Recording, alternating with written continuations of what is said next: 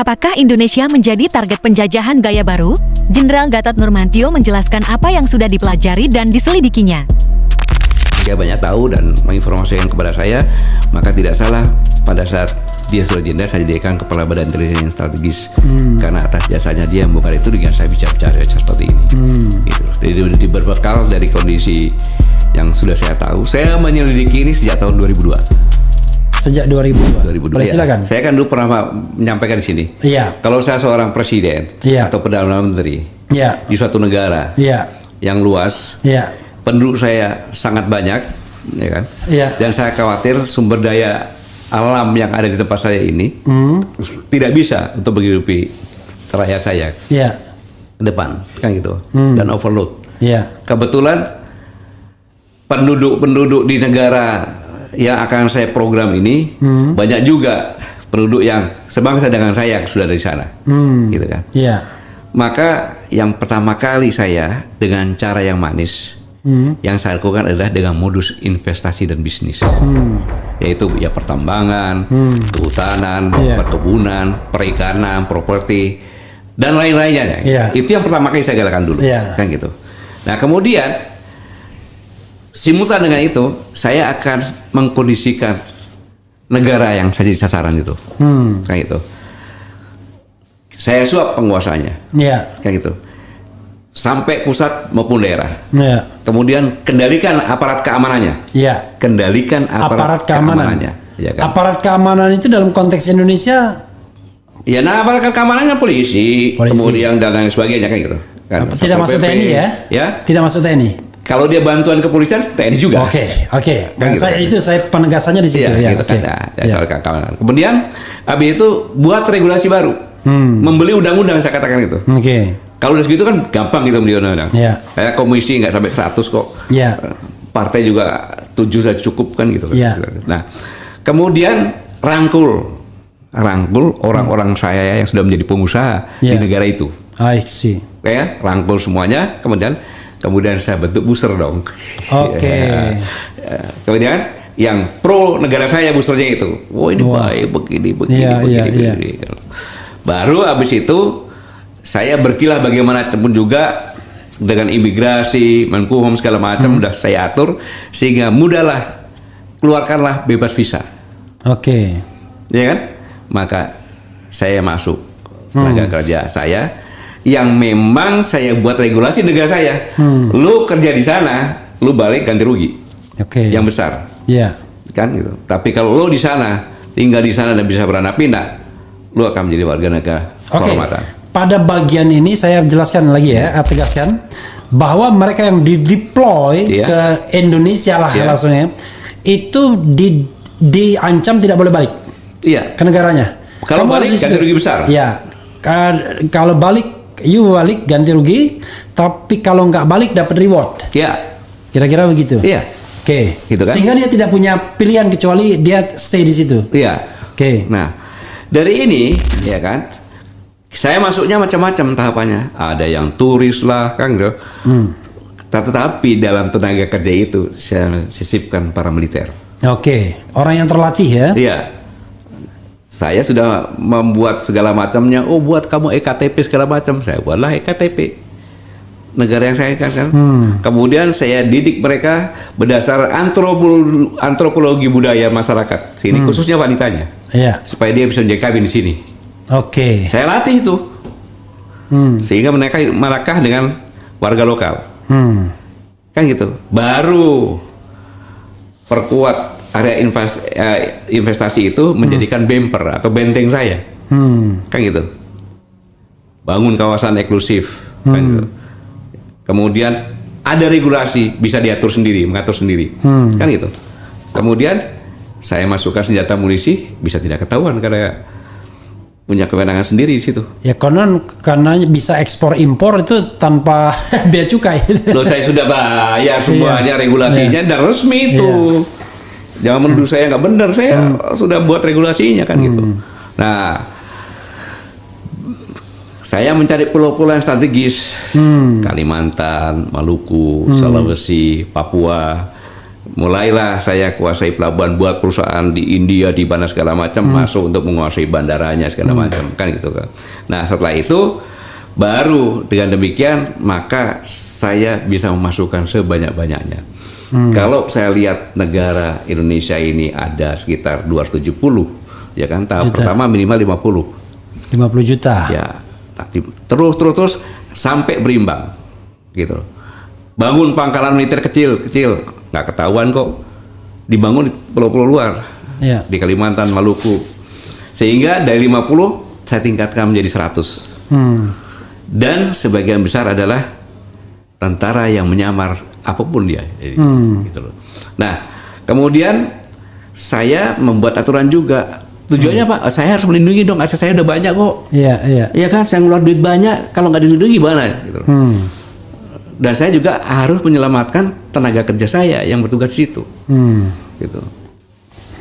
Setelah itu baru saya akan mencari tempat central of gravity dari negara. Apa itu? Ibu kota? Yes. Yang dalam jangkauan saya. Iya. Dan saya masuk di sana, tanahnya sudah saya beli, bangunannya saya beli.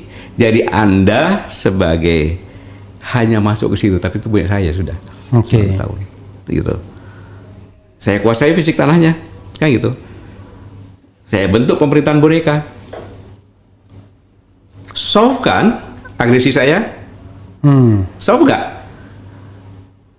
Karena akses strategi saya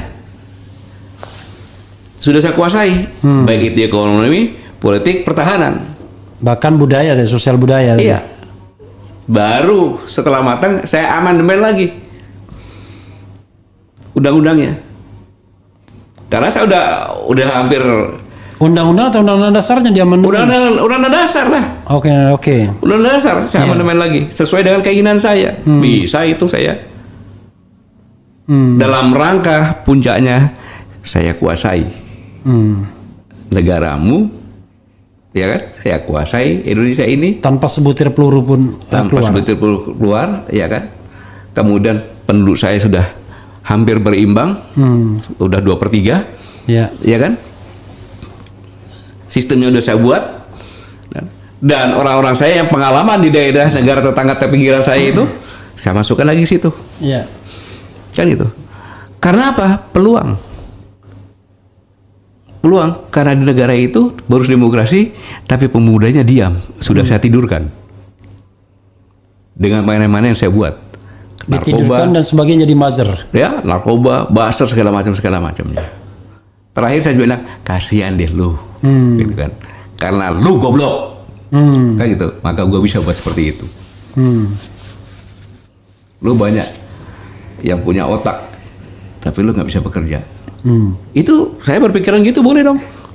Iya. Kalau udah berhasil, ya kan? Saya jadikan provinsi kayak, ya saya di internasional sih nggak ngapa-ngapain. Masih ada negara itu, dasarnya masih, tapi undang-undang dasarnya sudah bukan Pancasila lagi. Pokoknya negara itu tidak dikolonialisasi secara de jure ya, Iya. tapi secara de facto. Nah kalau udah pemimpinnya semua boneka-boneka saya dari daerah ke bawah, ya kan? Secara politik sudah saya kuasai, ekonomi juga saya kuasai, mau apa? Nah ini saya kerjakan bukan 1-2 tahun, bos. Saya proyek ini saya rencanakan 50 tahun. Dan sudah lama saya berjalan ini. Iya. Gitu. Tidak ujuk-ujuk. Karena untuk mengakuisisi perusahaan pun kan lama. Iya. Apalagi negara dong ini. Gitu.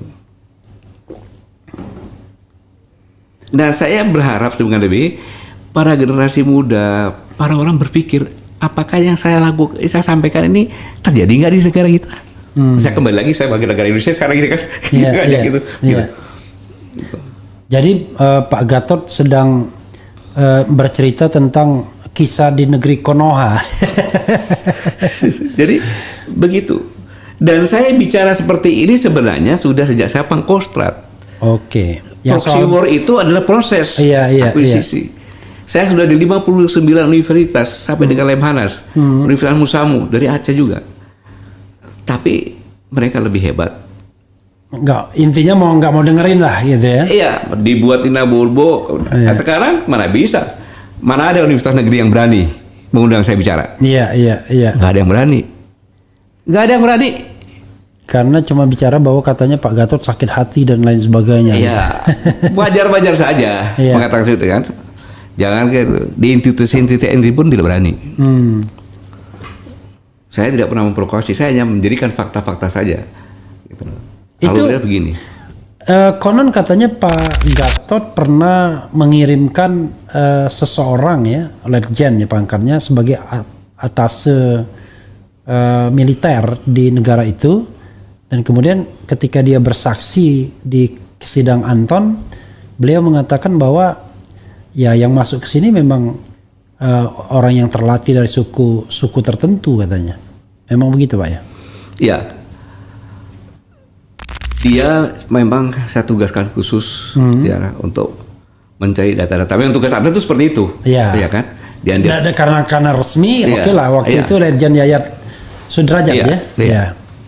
Dia banyak tahu dan menginformasikan kepada saya, maka tidak salah pada saat dia sudah jenderal saya jadikan kepala Badan Intelijen Strategis karena atas jasanya dia membongkar itu dengan saya bisa bicara seperti ini. Gitu. Jadi berbekal dari kondisi yang sudah saya tahu, saya menyelidiki ini sejak tahun 2002. Sejak 2002. 2002. Pada waktu itu Pak Gatot apa jabatannya? Masih Letkol, staf pribadi Wakil Kepala Staf Angkatan Darat. Oke. Iya, kalau kita bicara fase ya atau persentase. Jadi fase ini udah berapa gini. Fase terakhir. Ini udah fase terakhir. Tinggal gongnya gitu ya. Iya. Satu fase itu, semua fase itu berapa tahun? 50 5 tahun. 5 tahun. Ya, jadi fase ke-10 ini. Ini fase ke-10. Ya. Kalau kita bikin gini saja, ingat omongan saya, tidak sampai 5 tahun lagi selesai. Tidak sampai 5 tahun lagi. Ya paling-paling kalau udah saya, oh benar ya, Pak Gatot pernah ngomong gitu, paling gitu aja. Dan kita sedih banget dengan negara kita kalau begitu ya. Tapi para buzzer akan mengatakan enggak, baik-baik aja. Ada yang mengatakan saya bentuk. Kok gimana sih? Iya, ada yang mengatakan, ada calon presiden mengatakan, loh, kalau dia dipulangkan, apa situ bisa menggantikan? Loh, kok kenapa harus di pertanyaannya begitu? Iya, bahkan ada calon presiden yang mengatakan bahwa memang tenaga kerja dia lebih hebat, kan gitu kan? Iya. Jadi emang sudah begitunya gitu. Nah, saya menyampaikan ini hanya untuk mengingatkan saja. Mari kita melek, mari kita berpikir, mari kita melihat tanda-tanda zaman, kan gitu. Mari kita melihat semuanya yang ada. Apakah yang saya sampaikan itu ucapan jempol atau benar? Saya kadang-kadang ini mohon maaf ya, kan kalau saya ngomong sama Pak Gatot kan tidak marah juga. Saya khawatir ini mohon maaf nih. Kalau kita harus clash misalnya, ya kan? Pernah ada satu video saya yang saya lihat dari video yang saya dapat juga, itu mereka udah siap tuh dari dalam. Jadi kalau clash tuh mereka bisa gebuk kita dari dalam dan dari luar. Ibarat pertarungan ya kan? Mereka di dalam mereka sudah ada di dalam kita. Jadi kalau mereka misalnya berhadapan di luar, begitu kita berhadapan di luar, tiba-tiba di dalam kita udah dari belakang sudah bisa ngebukin juga. Tinggal gebuk aja kan? Iya. Itu dia. Itu yang kondisi yang sangat saya sedihkan itu.